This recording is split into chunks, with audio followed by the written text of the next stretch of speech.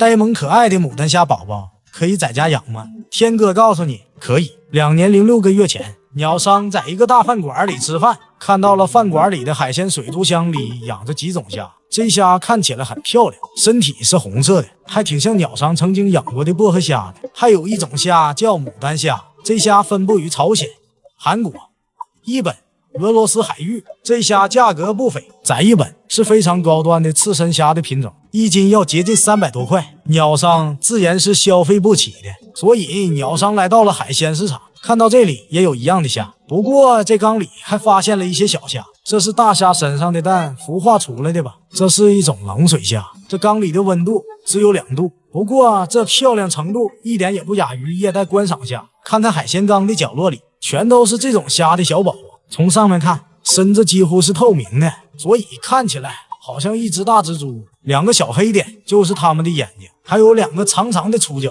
问了一下老板，大虾一样是300多一斤，而这些小虾米是不要钱，本着环保不浪费的原则，所以鸟商就让老板把它们打包带回了家，先把它们临时放在一个小缸里，这缸里有兑好海盐的海水，水温7度。看看小虾的状态，看起来还挺健康，它们喜欢趴在石头上，这种羊绒过滤棉上也有很多。它们同样也很喜欢这种网格板，那它们吃什么呢？鸟商给它们的是这种蛤蜊肉，看这小卡拉米吃的还挺香的，不过看这环境有点简陋，鸟商决定给它们打造一个大豪斯，先把它们捞出来，放到冰箱里，把水排干，加入2袋海沙，求2块松皮石做个好看点的造型，然后加水，中间吃了个草蛤蜊。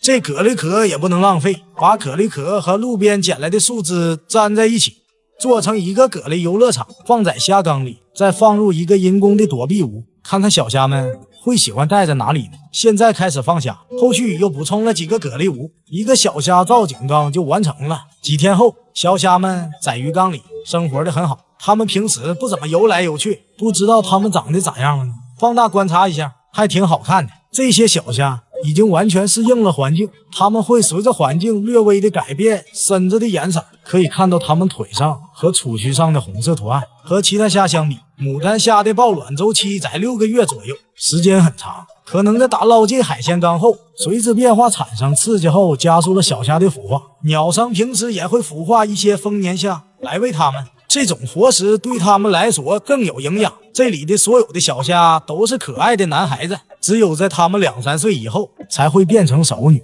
也就是说被吃掉的所有的牡丹虾都是女性。但是光靠丰年虾也是不够补充营养，还得喂它们一些蛤蜊肉。放入蛤蜊肉后，小虾们就一个个的来吃了。鸟商把他们的妈妈也买了回来，想告诉他们的孩子都生活的很好，当妈的也就放心下馆子了。10天后，现在的小虾是从小宝宝阶段过渡到小虾阶段，这些小虾们很喜欢在石头上玩，远远的看还有点像只大蚊子。养它们倒是不难，不需要蛋白质分离器和很漂亮的灯光，不过还是得有一个必须的设备，那就是冷水机，保持水温在8度左右，这是它们喜欢的温度。还有这虾平时不怎么爱动，可能是太冷了，一动不动，看起来好像芭比 Q 了。他们靠头上那2根天线沟通，检测到兄弟姐妹或者障碍物，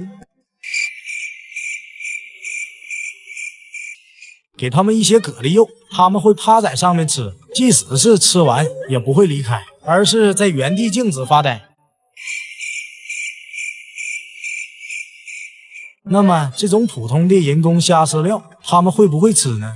扔给他们一颗，小虾好像闻到了香味，慢慢的靠近它。当一个小虾吃了之后，很多小虾都围了过来。这里有一只脱皮了，它脱下来的皮是透明的，这说明这小家伙又长大了一点。脱皮后身子比较远，这是比较脆弱的时期，要过一段时间新的外壳才会变硬。那么问题来了，你们吃过这种虾吗？好了，本期牡丹虾的故事就分享到这，我是天哥，我们下期再见。2年06个月前，鸟商在海鲜市场捡回一些牡丹虾宝宝，并养了起来。虽然虾宝宝不要钱，可是冷水机把水温维持在8度，电费确实是不少。小虾们刚刚经过一次脱皮后，身上的颜色都快透明了。仔细看它的尾巴是扇形，看起来和孔雀的羽毛很相似。它们的尾巴随着生长周期的变化会分裂，这是半个月前虾宝宝尾巴的形状，这是长大一段时间后的尾巴，看得出来已经分裂成好几片了。随着外观的一些改变，它们的运动也开始活跃起来。只是你这运动方式怎么这么像隔壁吴老二呢？吃不完的蛤蜊肉一天就会拿走，不然会破坏水质。之所以戴着手套喂它们蛤蜊，也是因为水太凉了。接着用吸管吸出没吃完的人工饲料，还有堆积在角落和缝隙中的碎屑。这缸使用的沙子非常细，虾粮有可能被埋进沙子里，所以得仔细的清理。然后从冰箱拿出一袋提前兑好的海水，这样可以保持换水的温差降低到最低。养低温冷水虾的难度就是保持较低的水温。有网友问能不能用冰箱养它们，可以是可以，就是下一顿可能就得吃虾酱了。不过因为水温比较低，相对来说蛤蜊肉和人工饲料反而不会很快变质。为了让小虾们可以快快长大，鸟商决定给它们做点手工虾粮，用2包水晶虾饲料，1瓶1清鱼屎。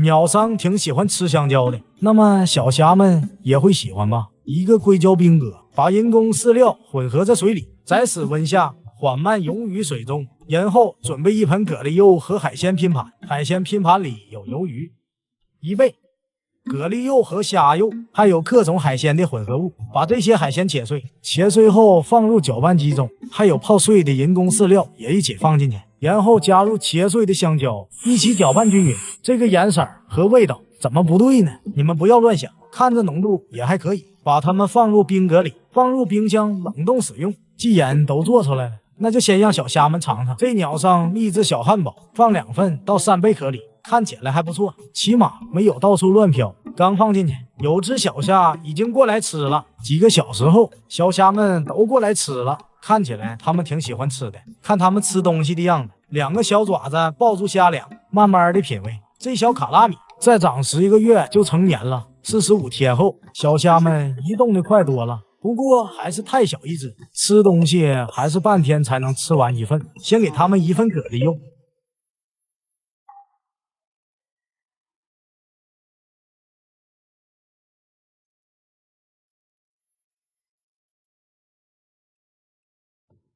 然后再吃1份秘制小汉堡。虽然长得很慢，但是现在的颜色也有点像他们的妈妈了。鸟商没事的时候就到海边，有时候海里的上升洋流会把一些鱿鱼或者海鱼吸引上来。这里就看到一只鱿鱼，这好像是萤火虫鱿鱼，和左边普通的鱿鱼对比，右边这只接近半透明，身体会发光，使天敌不容易捕食自己。这里还发现了一堆小鱼，虽然只有10厘米大小，但是也已经成年了。鸟商钓到了几只鱿鱼，个头不大，简单切一下后放到小虾缸里，完犊子，这下整尴尬了，因为有浮力，这鱿鱼肉一直沉不下去。鸟商只好拿点重物压住它们。小虾们会喜欢吗？放大观察一下，这是它们出生后第一次吃鱿鱼肉，这一看就是被鱿鱼肉的香味所折服了，效果还不错。身子是透明的，可以看到鱿鱼肉吃进去的形状。